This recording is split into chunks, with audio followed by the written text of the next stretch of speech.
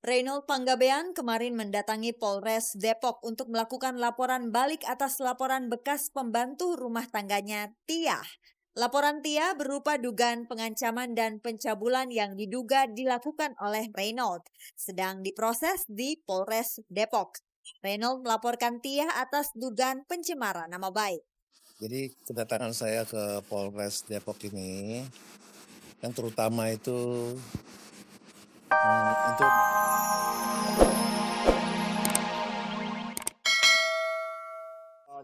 terus sama banyak orang. Bahaya nggak cuma di Bali aja, bom nggak cuma di Bali aja. Kemarin di Jakarta bomnya kan. Terus jadi ya selama kita nyerahin diri sama Tuhan, semua sih baik-baik aja. Kalau nunggu lama-lama lagi, kalau misalnya bangsa kita nggak bangun sendiri lagi, selalu nunggu dari orang, kita kapan majunya gitu. Bali harus bisa bangkit sendiri.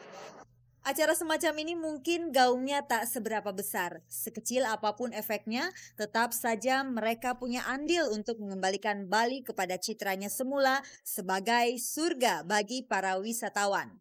Mau efeknya kecil atau besar, paling tidak kalau kegiatan ini bisa menambah kegembiraan lagi di Bali, ya kenapa tidak? Asal jangan kegembiraan itu yang negatif, itu aja kalau menurut dia.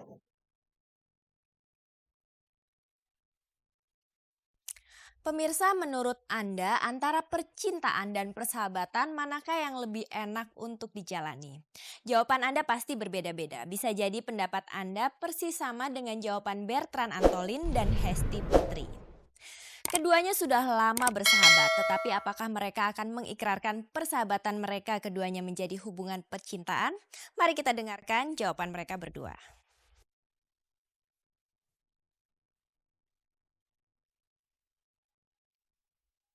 Kebanyakan orang akan merasa gugup ketika harus masuk ke dalam lingkungan yang baru. Hesti Putri pernah mengalami hal seperti itu saat harus masuk ke dunia akting. Hesti yang berlatar belakang seorang model merasa gagap ketika harus menceburkan diri ke dunianya yang baru itu. Apalagi kala itu Hesti harus beradu akting dengan lawan mainnya yang jauh lebih senior, Bertrand Antolin. Untungnya, Bertrand bukanlah tipe orang yang gampang meremehkan pendatang baru seperti Hesti. Dulu waktu pertama kali main sinetron Darah Manisku itu kan pertama kali ya.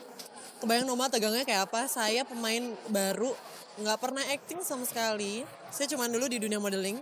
Terus tiba-tiba saya harus berhadapan sama dia. Terus sebelum saya kenal dia, berita yang saya dengar tentang dia tuh aneh-aneh yang gini. Mamanya cerewet lah apa loh, mamanya gitu. Tapi begitu saya menghadapi dia gitu. Pertama, first impressionnya tuh langsung baik gitu, bagus gitu. Jadi terus dia banyak ngajarin saya juga. Jadi saya nggak punya alasan untuk berbuat tidak baik sama dia gitu. Sekarang keduanya dipertemukan kembali dalam sinetron Aku Bukan Untukmu. Terhitung Bertrand dan Hesti sudah terlibat bareng dalam 2 judul film dan 1 judul sinetron. Itulah yang membuat pertemanan mereka semakin dalam saja. Kalau saya misalnya suka dengan si A, lu sebagai perempuan lu suka yang mana, Es? Ini ya apa ini? Dia yang milihin. Jujur, saya kalau mau beliin sesuatu buat seseorang, dia yang milihin.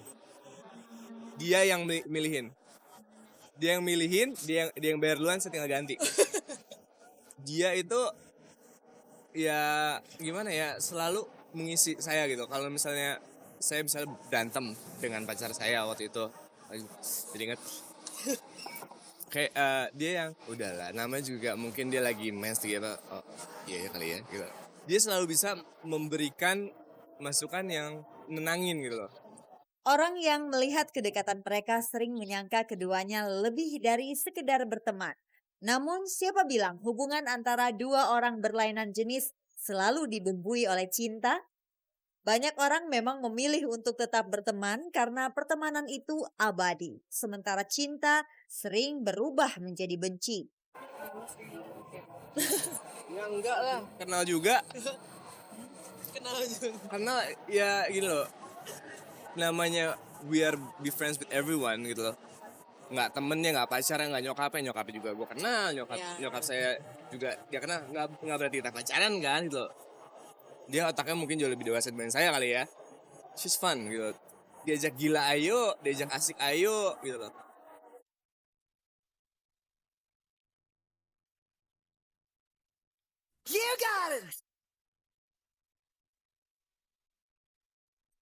Anda tentu kerap mendengar filosofi roda yang berputar. Yang namanya sedang berkibar, pada akhirnya akan surut juga. Yang sedang mengalami zaman keemasan, suatu hari nanti akan kehilangan ketenarannya.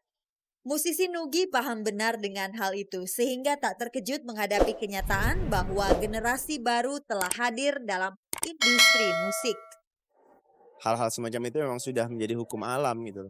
Ada yang lagi tren, lagi banyak digemarin, pasti akan banyak dapat sorotan, dan yang sudah lebih duluan pasti akan ada masanya untuk turun dulu dikit gitu. Tapi bukan berarti itu menjadi sebuah barometer untuk gue berhenti. Karena buat gue musik adalah kehidupan gue. Untuk sementara ini gue memang berusaha mendem dulu, kadang-kadang orang harus gitu. Apalagi yang bergerak di dalam dunia katanya entertainment ya. Nggak harus selalu muncul ke permukaan, jadi kadang-kadang harus nyelam kayak kapal selam, nanti saat-saat tertentu dia keluar lagi. Bagi Nugi, musik sudah mendarah daging dalam tubuhnya. Tak ada alasan untuk berhenti berkarya hanya karena industri musik sudah dikuasai oleh generasi baru semacam Peter Pan, Ello, atau Glenn Fredly. Untuk menunjukkan eksistensinya, Nugi dalam waktu dekat akan melempar album The Best. Nggak ada sih gebrakan apa ya, gue nggak bisa kasih tahu formulanya seperti apa. Yang pasti gue berusaha menciptakan karya yang mungkin bisa mewakili apa yang gue suka, dan moga-moga menjadi hal yang baru di Indonesia. Karena gue juga nggak mau terkungkung dalam tren musik yang lagi ada sekarang. Misalnya orang lagi suka ini, gue juga harus bikin seperti itu, nggak harus gitu kan. Karena musik itu bebas, semua orang punya ekspresi, dan moga-moga yang gue hasilkan nanti ini keluar jadi pengobat rindu juga kangen orang-orang yang pengen dengar gue punya karya baru.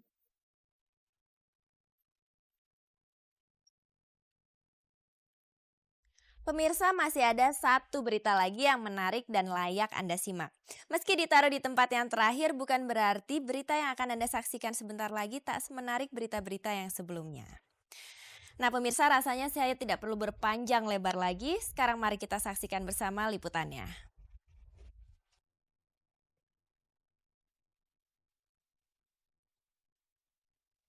Reynold Panggabean kemarin mendatangi Polres Depok untuk melakukan laporan balik atas laporan bekas pembantu rumah tangganya Tiah. Laporan Tiah berupa dugaan pengancaman dan pencabulan yang diduga dilakukan oleh Reynold, sedang diproses di Polres Depok. Reynold melaporkan Tiah atas dugaan pencemaran nama baik. Jadi kedatangan saya ke Polres Depok ini yang terutama itu untuk melaporkan balik atau istilahnya gugat balik atau menuntut atas pemberitaan atau laporan daripada pembantu saya Tia dalam hal percabulan dengan kekerasan, ancaman kekerasan yang enggak, karena saya dilaporkan oleh Tia, jadi Tia yang saya laporkan.